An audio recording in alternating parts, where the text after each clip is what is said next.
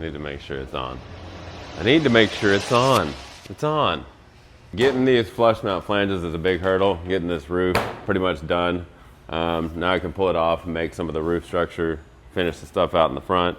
I've already got it tied in from here through the sail panel. The roll cage is integrated into everything. So now I'm just closing everything in.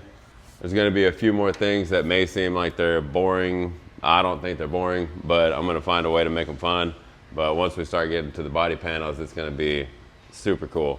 I mean, most of the body panels are already somewhat shaped, but they're still fitting, welding, gapping.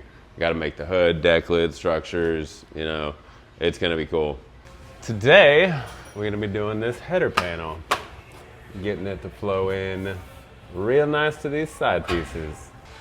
So I think the trickiest part about this is making the templates, and it's not going to fit exactly, but just kind of trusting it and going with it, knowing we can adjust it after it's made into steel. Now here is a little trick I learned from my buddy Ruby. I'm sure you'll meet at some point. I'll get him on camera. But adding a little bit of paper at the end of a chipboard template helps you get more precise. You know, the chipboard you can get decent, but then you can tape whatever he uses, post-it notes. But you can use this to get it more accurate around tubing and around more crucial areas. Just a little tip. And after talking with Junior, I think we're deciding I'm gonna do this flange in 2 pieces rather than trying to do it in 1. I mean, I could give it hell with the template, but it's gonna be easier if I can just make this flange come out and over, fit it directly to here, and then make the other inside header piece, overlap it, butt weld it, smooth it. It's gonna be a better end product, and it'll be quicker. Beautiful. Now this is where accuracy is important. That's why the paper add-on is crucial, because the more accurate you can make this, the easier it's going to be to fit inside the tubing.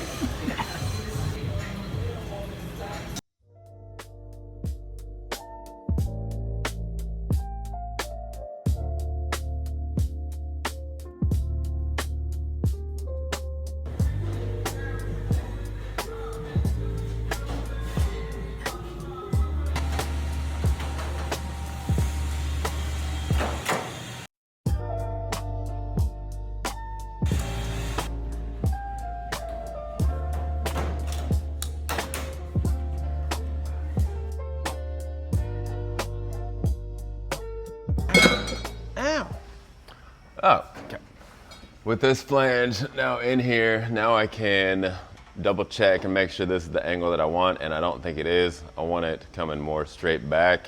So I'm gonna need to tighten this brake, which means I'm gonna need to shrink some more, basically do the whole process over. But now that we've got a starting point, it should just be kind of like following the steps and getting it a little tighter, shrinking a little bit more, because I want it to basically be maybe a little bit lower than parallel with the ground, and then roll up into the roll cage, and then I'll make this other back closing panel that will butt weld to this and smooth all out together.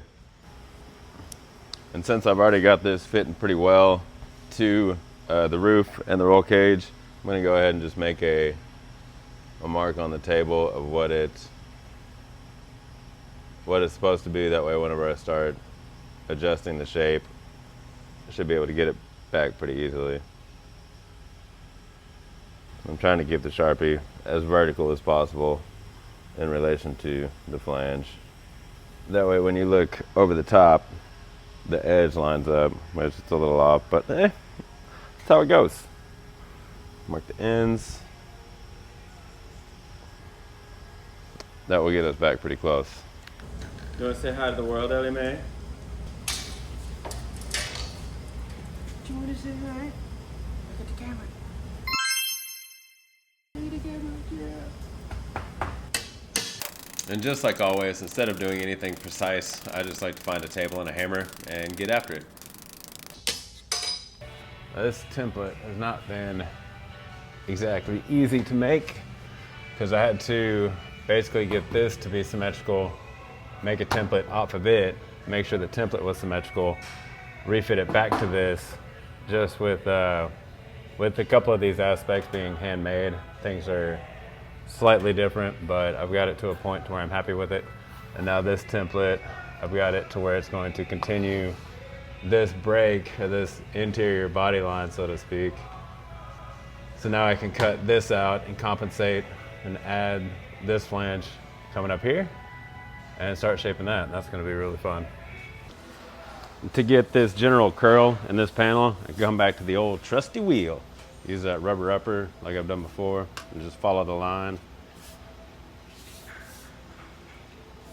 And it just puts a nice even curl in it. And just repeat the process. You can tighten it up a little bit if you need more. Super helpful.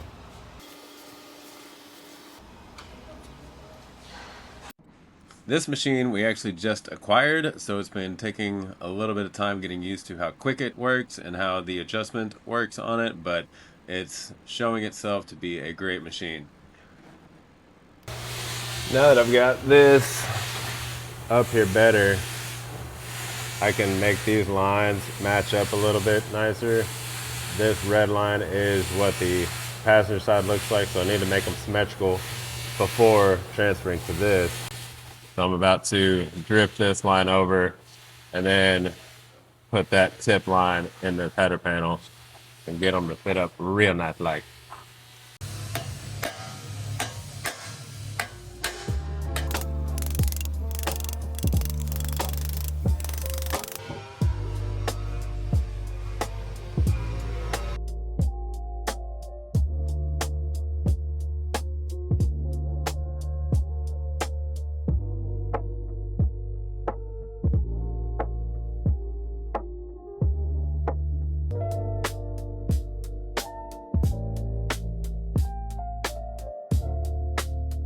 And this is what happens when you plan poorly. I kind of rushed through it just to get that tipped, but I had to do it the other way because there wasn't enough to hold on to tip it from, so I tipped it from this way. Got a flat spot in there. I'm gonna have to get that out. There's a couple little ripples, so it's okay. I think the quickest way to get it back to shape is I'm just gonna run the English wheel with that rubber upper right back through here, just to keep that curl going up to that tip line. Should work pretty quick.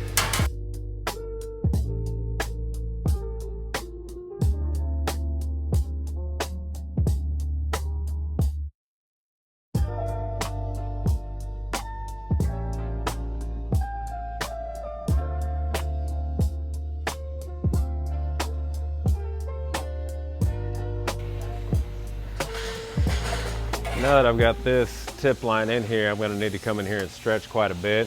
So I'm gonna fit it into the car and see how much I need to go. But I'm gonna go ahead and run a pass from about here to here, since that's tighter, because I know it's gonna need more stretch here. So I'm gonna run it through the Echo, our new boy, and get it going. One really cool thing about this machine is if you are just starting out and you happen to have this machine, you can clearly see what shrinking and stretching does, like, instantly. So it does help the visual, and it's basically just a tool to get this done quicker.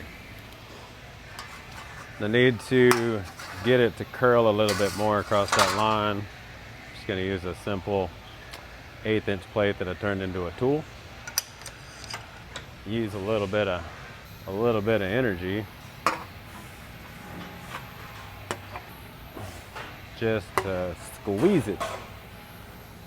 Now, instead of trying to just like He-Man with both wrists into each other, use one wrist to brace and the other from fingertip to palm to actually squeeze. Damn decent. Definitely don't be afraid to put your good shoulder into it. We're gonna use a simple pin gauge, whatever you want to call these things. Got a bunch of pins in it, and it's a gauge, so sounds good to me. Gonna use it to check where we're at, check where we're going. Oh yeah, we need some more. Now, if you haven't already noticed, or if you've worked with metal before, you know it's a lot of back and forth. There's nothing that really does the job completely the first time, but it's just part of the process. Now right here, I'm just trying to even out some of the shrink marks, and the power hammer has a really heavy hit and a low crown die, which is what's in there right now. It's gonna be great. It's all gonna work out. Eventually. Okay. Oh, that fit. That's good. But there's a lot of tension in it. There's a lot of stretch that's needing to happen under here. I think it just needs more. And then I need to smooth this front edge that meets up with this other header flange. Once I get those kind of fit together, I can go ahead and weld these two and have this work as a unit, which will probably be easier or more effective, I think, but still needs a little bit more work before I'm committing to that. All right, now the stretch that I'm talking about is this is super tight. I've got this body line going right here and it's still going uphill, so I need to fan this out more to get this to drop and do the same here. That way they flow together better. And this also needs to go up and close to the roof a little more. With it being just that big flange, it needs quite a bit of stretch.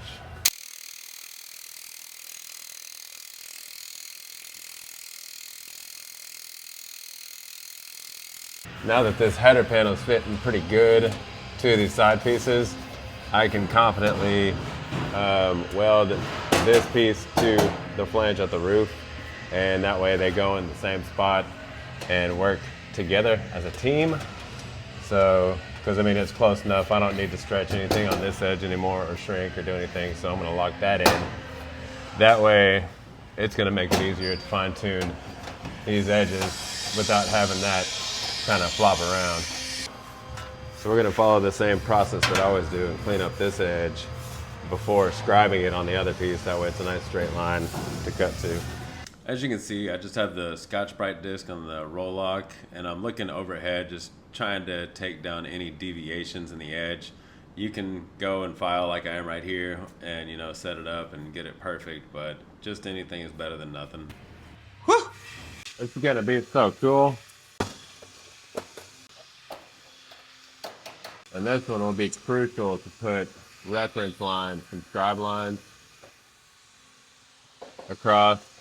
That way they're on the same, that way they're lined up. Duh. And this is what we're going for. A nice fit up across there. So I'm gonna make some reference lines with the scribe across the seam. Probably 3 of them, just to be sure. That way when those line back up, we'll be good.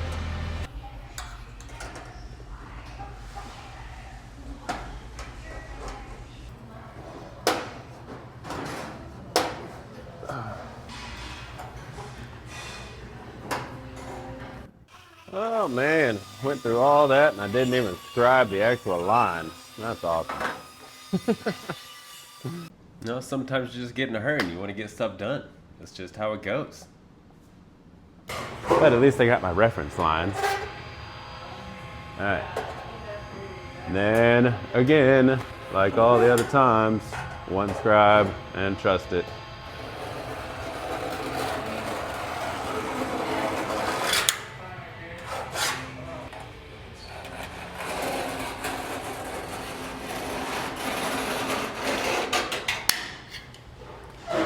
Booyah. Now this may seem odd to use a cutoff wheel, just removing this little bit of this, but I prefer how precise the cutoff wheel is, and it honestly leaves a nice square edge for you. If you were to snip this, it would kind of deform the edge.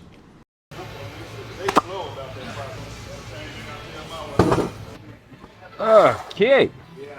I don't like using very many clamps at all. Across here, probably 2. Make sure that line lines up. Then I really don't even need another clamp. Really don't even need it.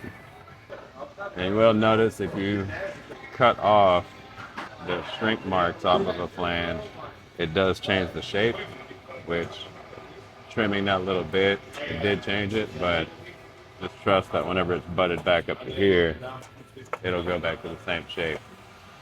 I'm gonna start in the middle on this. Get some good fusion tacks rocking. And I like to keep the amps high just so I have the opportunity to floor it and melt something in.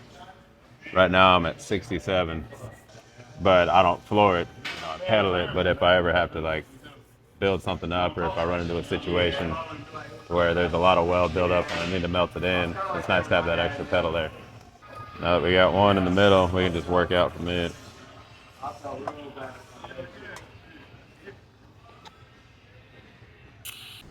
Now I'm sure this process of tacking, welding, fitting, and fully welding, hammering, this process is going to come up in a lot of the videos. I'm going to keep putting it on here and telling you about it because it's very important to follow these steps and get the best finish that you can. It all starts out with your scribe line and then cutting to the scribe and then tacking where it's level, jumping in between the tacks, leveling the tacks, cleaning out the tacks, and then running from one end to the other with the welder. It's always fun to run out of gas in the middle of a weld. Awesome. Knew I should have trusted it. It was starting to look kind of funny when I was welding it. Should have trusted my instincts. I ran out of gas in the middle of the weld.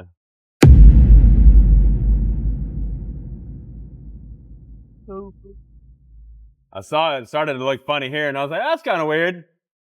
I was like, why is it doing that? And then some of this shit looks different than the other. Looks like hammered dog. Thank you. Contaminated. Good thing I got another side. All right.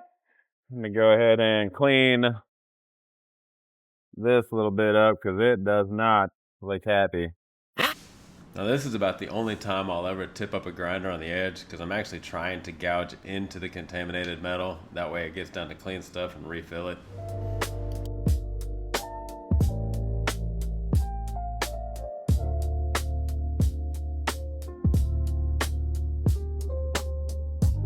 Gnarly. All right, not terrible, not great.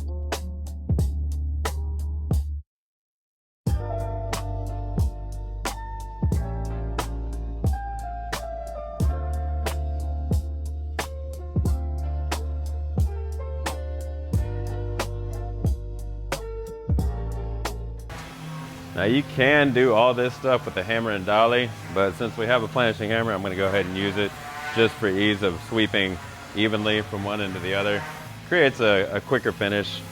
Now one thing to remember, if you are using a planishing hammer instead of the hammer and dolly, it does work a lot quicker, so make nice even passes with it. And like the other times, I start with the file when I can, because it doesn't lie.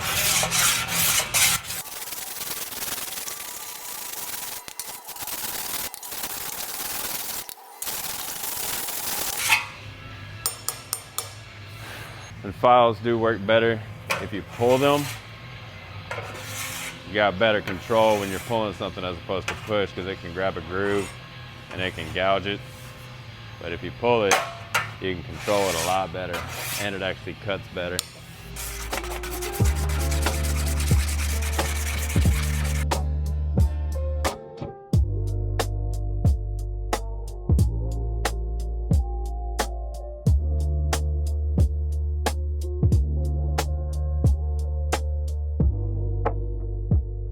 Now you can actually see how this area is more distorted just because whenever I stop and change the bottle of gas, and more heat, more filler.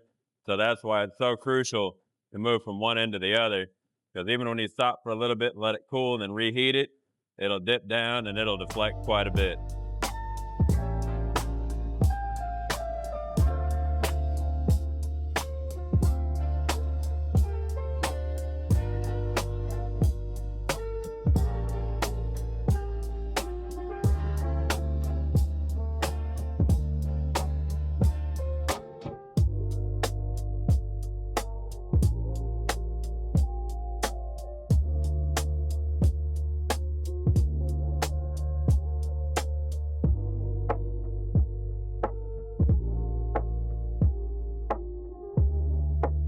Now, when it gets to this point, it's easy to kind of get lost in the lows and the highs just as it's filed down.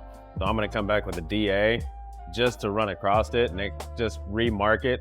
And then I'll start sanding it, with the sanding block. The DA scratches will work as kind of like a guide coat. I don't have to spray the Dychem on there. I can just use the sanding scratches as a guide, a visual representation of what's high and what's low. Now, one thing it's easy to just call it good after seeing what the DA does. It does put a nice uniform finish on it, but keep going. Just because it's uniform doesn't mean it's actually nice and smooth and accurate.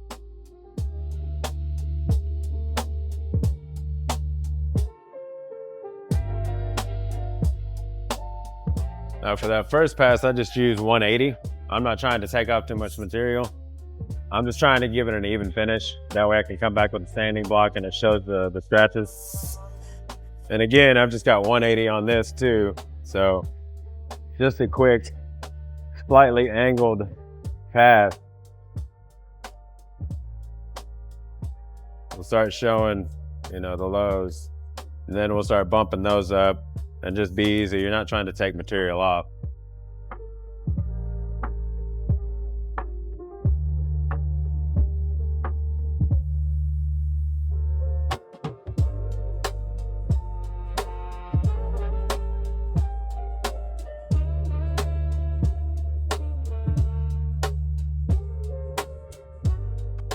Now that I've got this piece smoothed up and the holes all welded up, we got these two fitted together. I'm gonna go ahead and tack them in the car. And basically weld this whole thing as a unit that can come in and out. That way I can smooth these seams and put it back in. It's gonna be a lot better. Now, sometimes it's okay to make reference lines and weld it outside the car, but in this instance, with all the shapes coming together, it was really crucial for it to fit up, so I went ahead and decided to tack it with it all together in the car.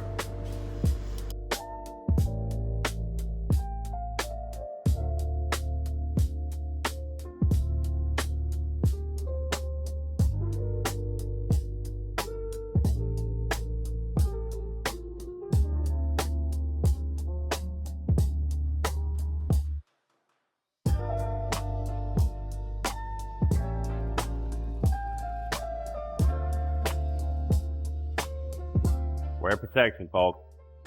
Gotta have it.